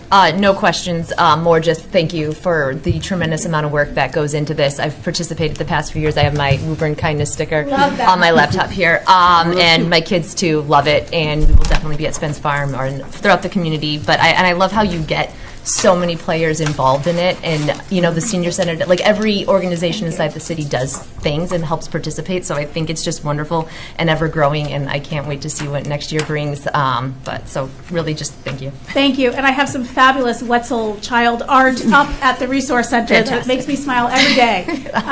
We are really fortunate for the number of community partners who want to participate. And honestly, almost every day this last 2 weeks, somebody has contacted me, says, is it too late? No, it's never too late. Of course you can do it. And it's just really nice to have all these amazing nonprofit organizations, but a number of businesses and other kinds of groups who are coming together. This year, we probably have a dozen public events that are totally new and new partnerships. And yes, it is a lot of work to set it up, but those are people who do all the real work that day, right? They come up with an idea and then they make it all happen. And sometimes I come up with a crazy idea on their behalf. And then they get to go execute that crazy idea. But they're always a lot of fun. It's a good day. It is. Thank you. And thanks for doing it on the half day, too. Yeah. Thank you. We did that on the first year. I can't tell. I wish I could tell you that was on purpose. It was just coincidental the first year. We didn't last year. We had so many people say to us, can we do the half day again? And we were very happy to accommodate that. I say we. I don't know who we is. But it's you. It's just all the people who agreed on the date that I gave them.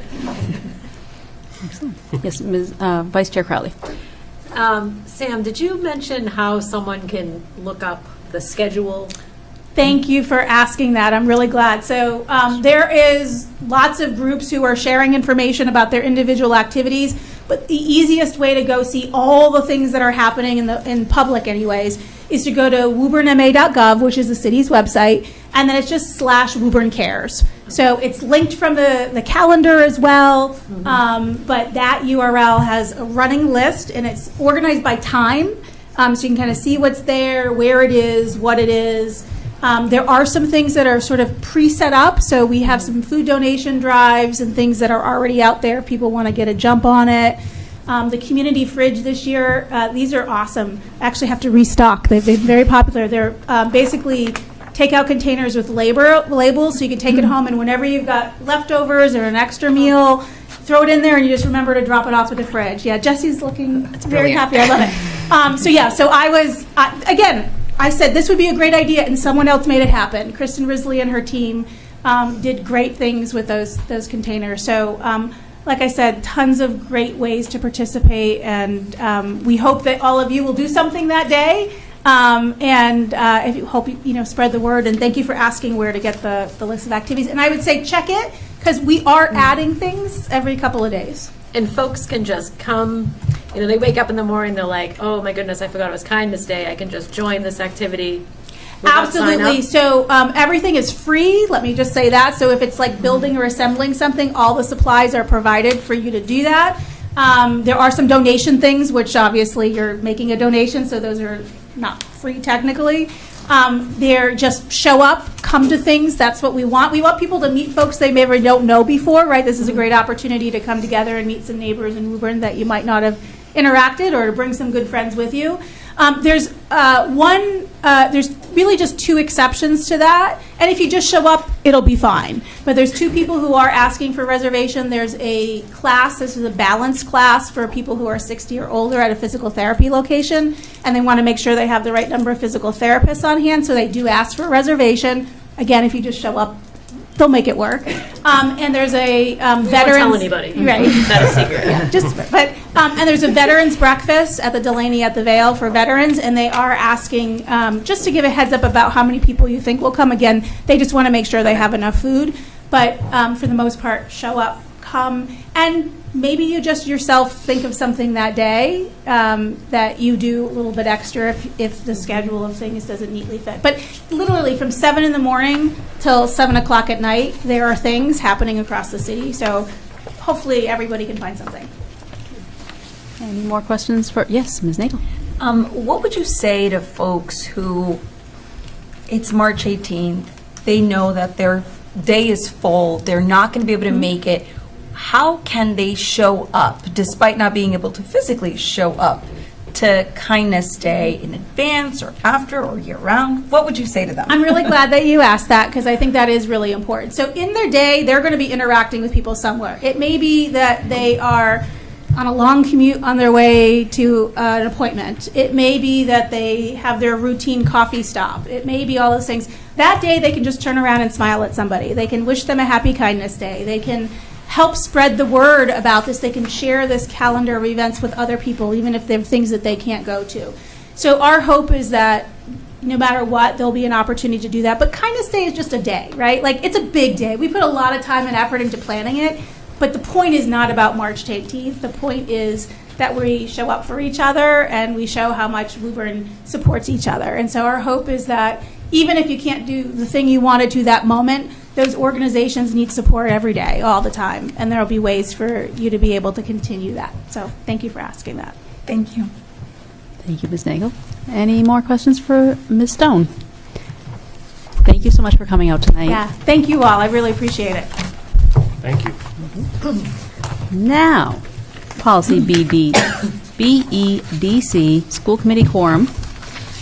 Ms. Nagel, take it away. Yes, just as a reminder, we had tabled this at the last school committee meeting, the one before that. Thank you.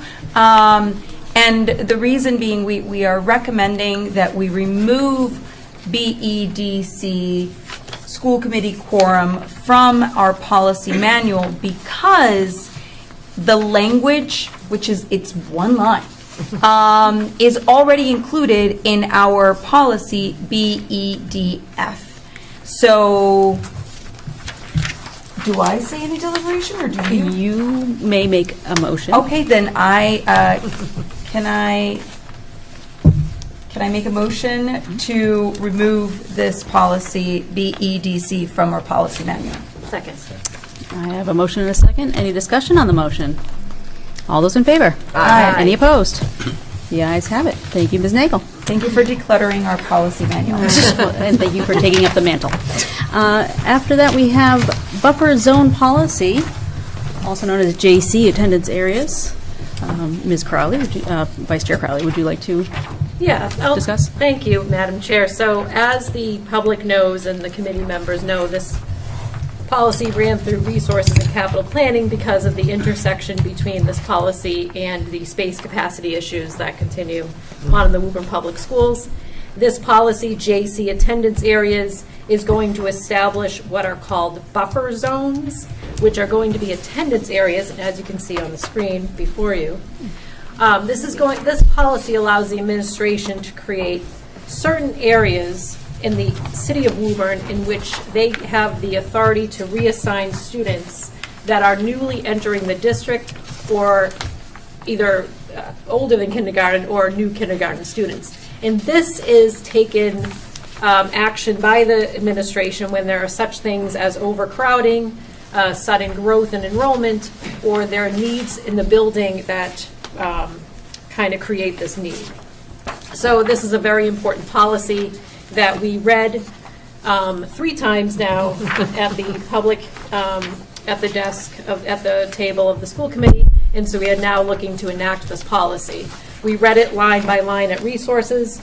We recommend it to the full committee. The full committee did a full reading. It had a discussion last meeting, and now it is up for a vote. So this is called the buffer zone policy.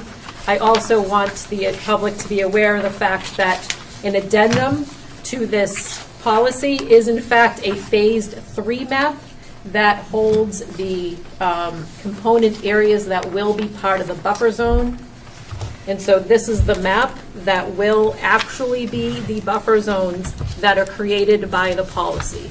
So both of these should be voted on because the buffer zone allows administration to create these attendance areas, and then the map is the zones that could be impacted by this very important decision.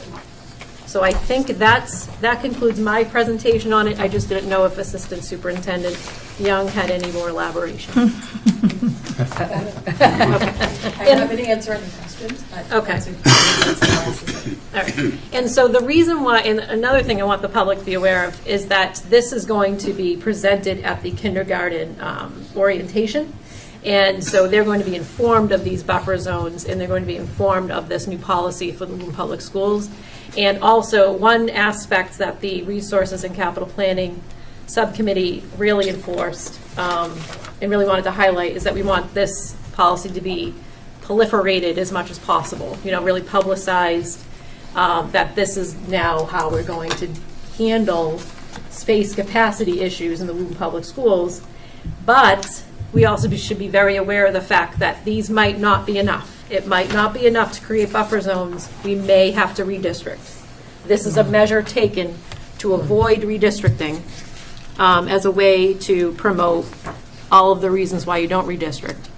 But we may have to take that measure if we run out of room in particular buildings. Again, the 2 buildings in question that we looked at that were growing to be problematic were the Goodyear and the Reeves, both continuing to have space capacity issues. So those are the 2 buildings that we are keeping an eye on. We are aware of the fact that there could be space capacity issues in those 2 buildings, but this is the way to alleviate it without the anxiety, stress, distress that often impacts families with redistricting. So I think that concludes my presentation, but Assistant Superintendent Young says she wants to answer questions. No, what you reminded me, though, of was we're voting on this now because this will prompt us to be able to open up kindergarten registration, which we made it on because we needed to have this for enrollment, but that also we have now kindergarten enrollment will be starting our centralized enrollment system, in which I've already been working with the enrollment center on this policy. And so we're also very aware of families who are enrolling in these zones and are going to be proactive in communication, not only as we talked about in this policy with the whole community, but also targeted communication specifically to families who are in these zones proactively from the start. One last thing I want the public also be aware of, that the committee is aware of, is that this could be there could be last-minute decision-making because of the way in which our budget works, the way in which we hire in August, and the way that we look at class lists. It could be a last-minute decision. It could be September 1st. And we don't want that. We understand that that's stressful, but unfortunately, that is the way in which the cycle in Woburn works in terms of really knowing whether or not we're going to be using buffer zones, and that could be very stressful, but unfortunately, we're going to be as transparent as possible that it could be September 1st. We hope that it's a lot earlier than that. You're informed of your placement, but it could be that. And we'll work, I know administration's going to be working to make it earlier. The other thing I suggest that the committee take action on is to leave this with resources so that we can, get updates on how the policy is being implemented, not like, constant, but maybe after it's implemented, maybe once the registrar, central registration gets up and running, then maybe we can help, at least get updates on how it's rolling out. But nothing to micromanage, just something to And receive also, updates. I've been waiting because until this was done to not confuse, but we still do have to send out a feedback just related to the process that we used from the fall on the advisory committee and the process as a whole. I was waiting because I wanted to make sure that the communications didn't get confused with each other, but we'll also have that feedback on this entire process that we can bring back to resource as well. Great. And so, do I have it? Yes, Ms. Wetzel. I just had a question. Since the map is connected to the policy, if we were to modify any of the buffer zones, would we have to vote on that from the policy perspective, since we're voting on a map and a policy? So do we have to re-vote if something were to change? I will defer to you. Yes, so because it is just like another paragraph Okay. in the, That's what I thought. Okay, just so for the public too, so that way they know.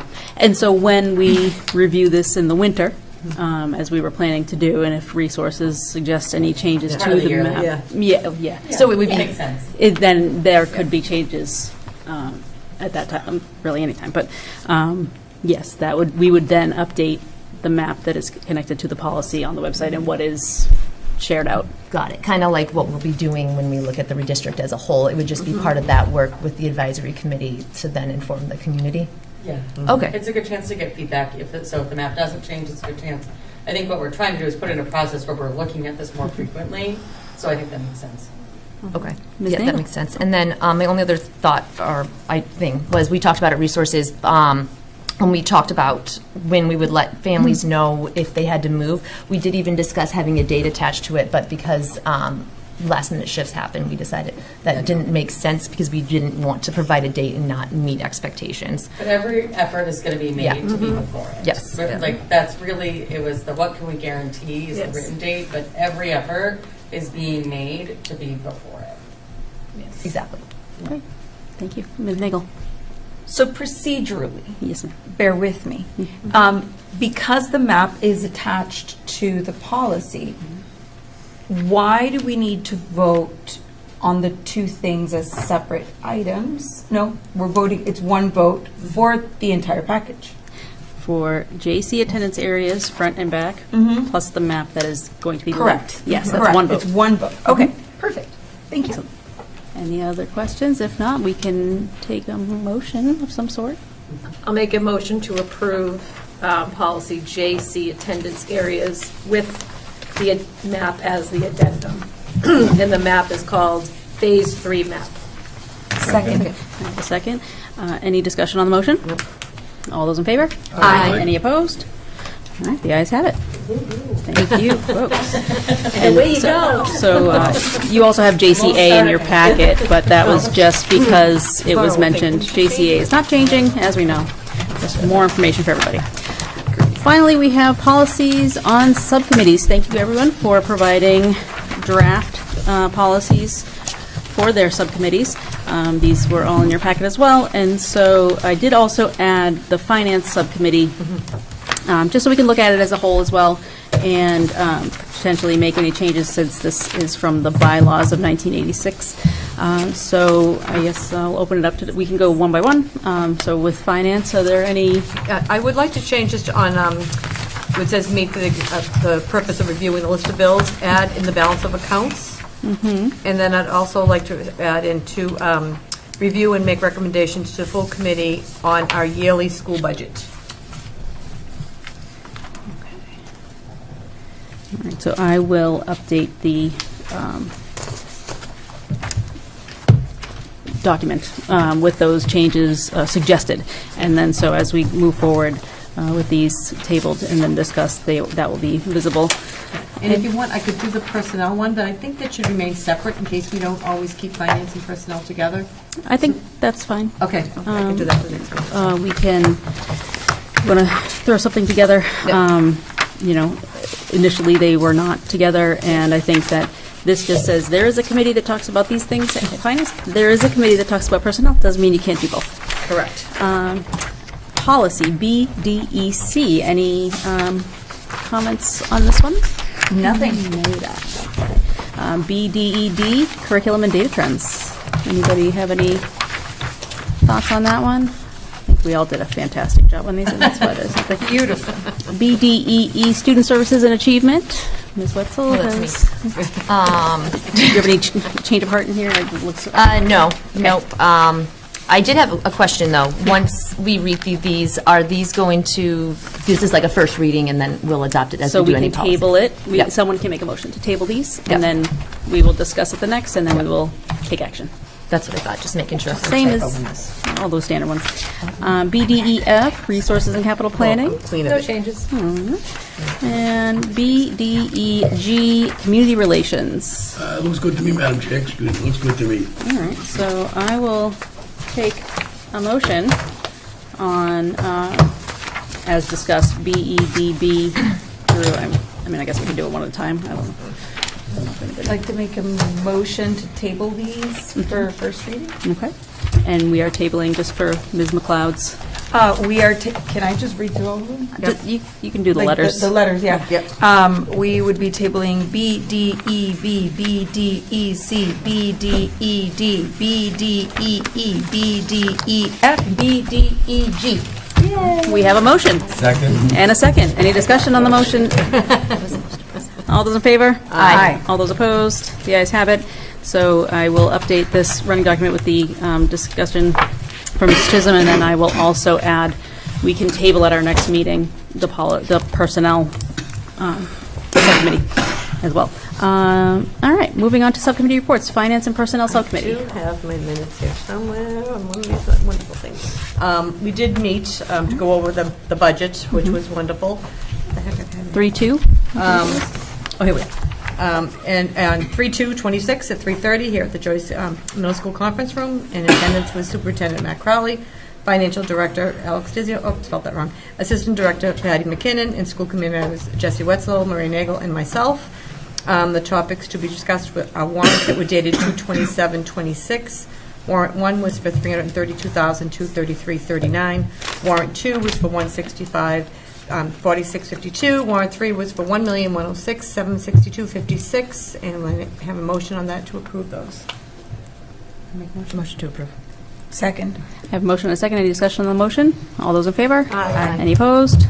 And we reviewed the balance of account. We found those to be in order. We voted 3-0 to send to the full committee for a vote for approval. We need a vote on that also. Motion to approve. Second. We have a motion to approve the balance of accounts and a second. Any discussion? All those in favor? Aye. Any opposed? The ayes have it. And the follow-up on the warrants was the question, the number of the iPads purchased, just for the clarification, and that was made clear to us there. And then school committee member Ms. Nagel asked about the volume of orders to Amazon and asked for sure that we're getting the best deals for our schools. Assistant Finance Director gave the total of what we have paid year-to-date and how the staff relies on the expediency and reduces the time that staff has to visit multiple locations for items. Then Superintendent and Financial Director reviewed the 2027 budget, reminded us that this is a draft budget, it's very much a working document. And Superintendent Crowley said that we prioritize our kids in this budget as well as reflecting our strategic plan. Finance Director and Assistant Director Patty McKinnon went back 3 years, line by line, for spending history to ensure that what we need is what we're asking for. Together with all the administrators, they realize that someone asks, someone has to give, and the contractual obligations have to be met, as well as the increase in transportation utilities contract that the city is due in October, and we will not how that will affect our numbers. Special ed tuitions will probably increase. And then the ask for the state is what we went over tonight, the whole thing, the 12 new FTEs and increase in 75% of our budget is salaries. Enrollment has decreased this year, but may not allow a reduction in staff since the reductions are across the district. We discussed the ask and the definite need for the assistant director for facilities. This has been asked for many years, and after this winter, it should be a high priority. And our meeting adjourned at 4:30.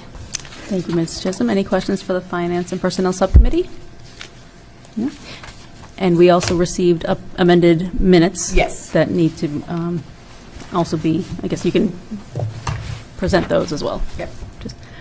So for 2/18/26, there was the addition of the list of documents. Right. Very good. Just 3 little lines added. 3 little lines. And Community Relations Subcommittee. Yes, we met earlier this evening, Madam Chair. We'll have minutes for the next meeting. All right.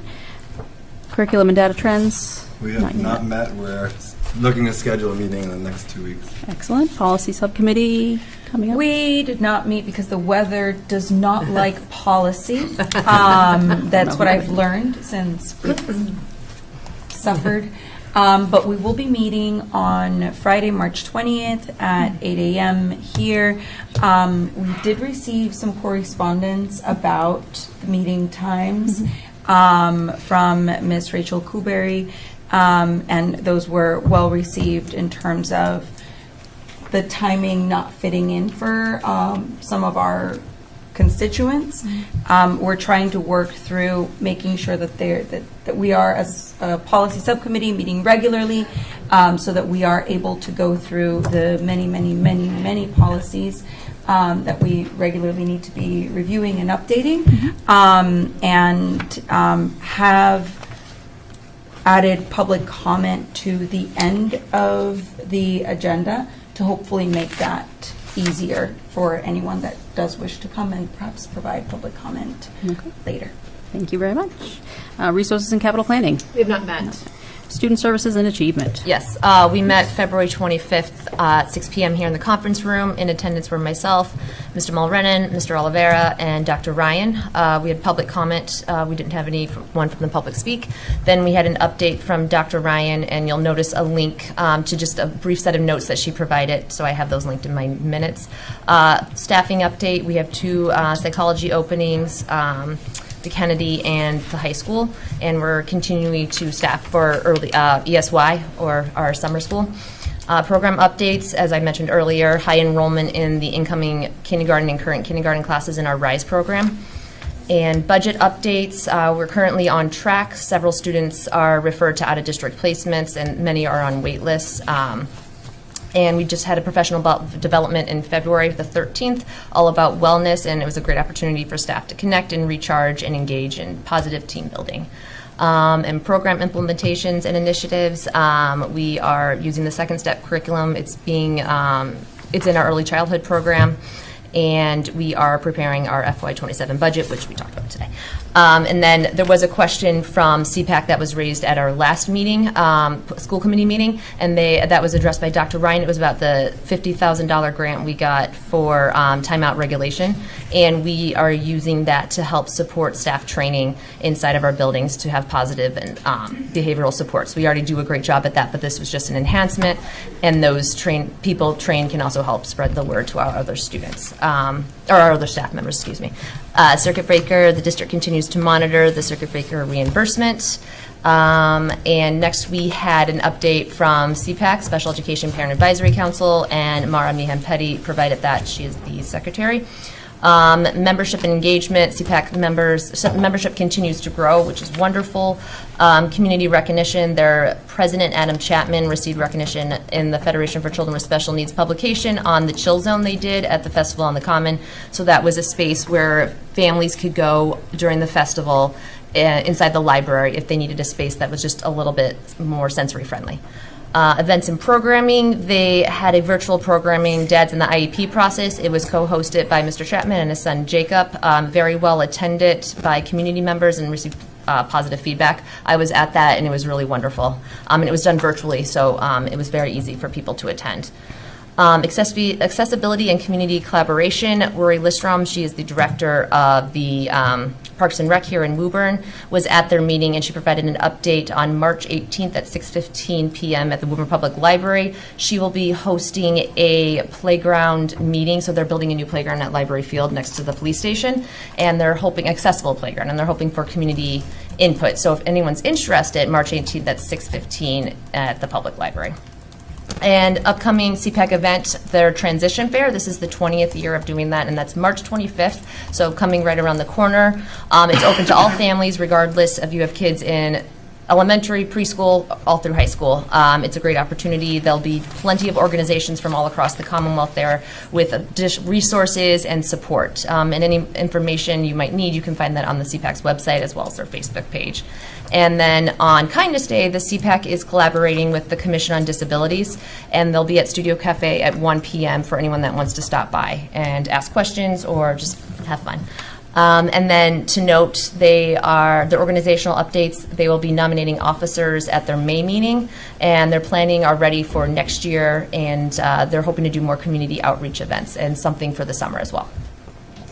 And lastly, we had the Commission on Disabilities at the meeting. So from there, the chair of the commission is Jan Fuller, and she was there just to provide an update of what the commission does and then some ideas that the commission has. So overview, the Commission on Disabilities is a state-mandated municipal commission appointed by the mayor, and their mission is to support residents with disabilities, to include our students, increase community awareness, and improve accessibility throughout the city. They get various funding and grants, but one of their main sources of income is through the accessible parking spot fines, and through that they were able to field a bunch of new initiatives in the city. So speech to text at the community center, an automatic door at the council and social concern, and an accessible merry-go-round at Furillo Field. So they do a lot of great stuff inside of our community. And Ms. Fuller was there really to highlight the initiative they held at City Hall. So the commission held an event over the summer at City Hall where it was a mobility challenge, really. And each participant was paired with somebody else, and it was a frontline worker at City Hall. And they were given an accessible device, like maybe a wheelchair, crutches, a cane, and they were given a task to complete at City Hall. And it was really just to bring awareness of what it looks, to walk through in somebody else's shoes and to gain better understanding of what that looks like. I attended that event over the summer, and it was fun, eye-opening, and I learned a lot, and I think a lot of people at City Hall did too. For example, where the accessible bathroom is. So the commission's thought was, could we do something like that inside of our schools? So how can the commission better collaborate with the school? And so the commission very much wanted to stress that they understand we have our own special ed department. They're not wanting to step on any toes or try to enforce anything. They more just want to see how they can be a resource for us. And so how can they maybe replicate that event here in Woburn Public Schools? And some of our members had some input, so there was support for the idea.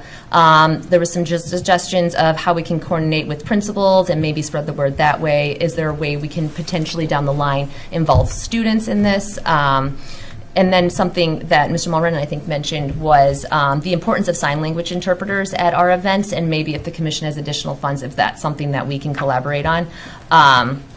And also exploring other grants the commission gets that potentially we can partner with for our schools. And also to note, we did receive correspondence, and Chair Crawley will probably mention this, from Paul Scanlon. He's the secretary. I'm sorry, who? Crawley. Oh, who did I say? Crawley. I apologize. It just flows. I know. That wasn't in my notes, so I was just like, actually it is. So from Mr. Scanlon, he is the secretary of the Disability Commission, and he gave a very thorough background of what was done at City Hall and expressed his interest in wanting to do the same thing inside of our schools. We didn't take any votes, and the list of documents is included in my notes, and we did adjourn at 6:50. Our next meeting will be March 25th at 5, so that's an hour before the CPAC transition fair and 2 hours before our school committee meeting. All right, thank you. Any questions for Student Services and Achievement? Seeing none, moving on to correspondence. First, you all have SEAM Collaborative approved budget for FY27 at your disposal. Anybody? Yeah, it's one of my responsibilities to provide that to you. I'm on the board, as you know, of SEAM Collaborative. Dr. Kathy Lawson has been the director of the collaborative for many years and does a great job. We have multiple students that attend various programs at the SEAM Collaborative. Part of the benefit to us is cost avoidance, so being part of the 11-member collaborative, we are able to save money. So I can tell you that if we were to take the numbers of students we have and pay the regular private tuition next year, rather than be part of the collaborative, we are saving $679,402. So again, Dr. Lawson and her team do a really nice job of supporting all of our students. Excellent, thank you. I had correspondence from Bernice Friedman about the therapy dog program, Rachel Kuberry about the buffer zone map, Rachel Kuberry about the finance minutes, Adam Chapman about the CPAC College and Transition Fair, once again, March 25th at 6 p.m. Diane Cinto, June 5th, right across from City Hall on the Woburn Common, the Wear Orange for Victims and Survivors of Gun Violence, 10 a.m. that day. Sarah Morgan reached out to us about the junior prom coming up. Robin Borowski about school lunch, Rachel Kuberry about subcommittee policies, and that's all I had. Did anyone else have any? Yes, Ms. Witzel. I just wanted to shout out, the Goodyear recently did a reunification drill at the school, and I was part of it as a parent, and I think as a parent it went really, really well. So it's basically if you have to evacuate the school and get all the kids out of the building and then reunite them with their caregiver. And I was really great to see all the admin there, building admin, our admin, the police, the fire. So it was a really good experience from the parent side, and it makes me feel very comfortable knowing that our kids are practicing those things. Hopefully never need it, but it's good that there's a plan in place and they know how to execute on it, the staff and the kids. So I just wanted to thank everyone for putting that together. I think it's just really important that we do those things. So thank you. Thank you. So just as a follow-up to that, I would defer to Dr. Ryan, but Ms. Patrici and her team at the Goodyear really did a lot of work in preparation for that. And to your point, I think it went very well, and the weather cooperated too. It was yesterday, so. Excellent. It did, and we were also asked to provide feedback, both what went well, what didn't, so as a parent, so I think that was nice too, to be able to offer that opportunity. And then one last thing, I thought of this after Ms. Vesterhoven left, but there is an event, it's called Reach for the Stars. It's a national rocket competition that kids can participate in. I'll send this over to everybody, but it's scienceservices.com, and you basically get sent this rocket kit, and you and a group of kids, there's, I think it's ages 10 to 18, can compete, and you could make your own rocket ship, and it's this huge thing that happens every year across the country. So I think it's pretty cool, and Ms. Vesterhoven reminded me of it, because it's science. I will share that with the committee. Any other correspondence? Yes. I'll try to anyway. I'm the one who's supposed to say it. Mr. Mulready. I did receive a correspondence from Rachel Kuberry as well. I was going to try to bring it up tonight at curriculum communications, but I didn't, on community relations, I mean. So I'll put it out there, maybe bring it back to community relations. Getting transportation for the students at the Harold Wyman to get over to the Boys and Girls Club. There's kind of a program in existence, not in existence, could be, couldn't be, so whether the superintendent wants to bring it up with the principal over there, I can get it back to community relations and get Julie Gage involved with the principal and the leadership team at the school to figure out a way that the Harold Wyman right now is the only school in the district that doesn't have transportation to the Boys and Girls Club, is my understanding. But again, that's just a correspondence to address by way of the superintendent. I can bring it up at community relations. Thank you. Sorry for my voice. Dr. Ryan, did you have? Yes. I just wanted to add with respect to the reunification drill, Ms. Patrici and Ms. Williams at the Goodyear put in an enormous amount of work, and we had really wonderful collaboration with both the police department and the fire department. I also wanted to specifically thank the Congregational Church right on Montvale. They really went out of their way to help us and give us the space and allow us to have the drill. So I just wanted to mention that it was very kind of them. Mr. Oliver? Received communication from Corrine Glenworks relating to before and after school care. And not finding readily accessible information at the schools about what they offer, and kind of finding inconsistent information, which also then in turn related to the curriculum website and finding links missing. All right. Any other correspondence? I will take a motion to. Tomorrow night, is the candidate forum for the Kennedy principal. 6 p.m. at the Kennedy Auditorium. 6 p.m. at the Kennedy. It's 6 o'clock start. We'll go over through the process. 6:15 is the first candidate. 3 candidates will be there. They'll be doing site visits tomorrow. And any member of the community, you don't need to have a current student at the Kennedy. Anyone in the community is welcome to join. And anyone who joins is invited to share their anonymous feedback at the end that will be used as part of the decision-making process. Great. Thank you. No worries. I will take a vote to add those correspondence to the permanent record. So moved. We have a motion. Do we have a second? Second. A motion and a second. Any discussion? All those in favor? Aye. Any opposed? The ayes have it. Future agenda items. I do have Tanner Fest, Saturday, May 2nd, 12 to 3 p.m. So mark your calendars. And then I also have the new visual performing arts coordinator that I can bring through the curriculum department, but just also as we now move forward, she will be starting July 1st, which is available. Yes, Ellen Mullane. Ellen Mullane. I have her on my personal list. Do you know what time the Tanner Fest is? 12 to 3 p.m. Okay, because that's citywide yard sale, so that's... Oh, my. You're in a busy day, Ms. Chisholm. If I, sorry. Upcoming events also this weekend, our theater group is heading out to the next level. They came in first here in Woburn. They hosted a fantastic all-day event at Woburn Memorial High School. Mr. Tom, the entire team. And moving on, I believe Saturday or Sunday to Brockton to the next level in that competition. So good luck to those students and their families as well. I saw some alum there also. For Alum, that. yeah. All right. Any other future agenda items? Not a future agenda item, just to kind of provide a shout out for Future Tanner's Night last night. I know Mike and I were both there, and just the amount of work that the students that volunteer, the current high school students, to kind of let these rising ninth graders see what this school is all about, and the adults that also participate.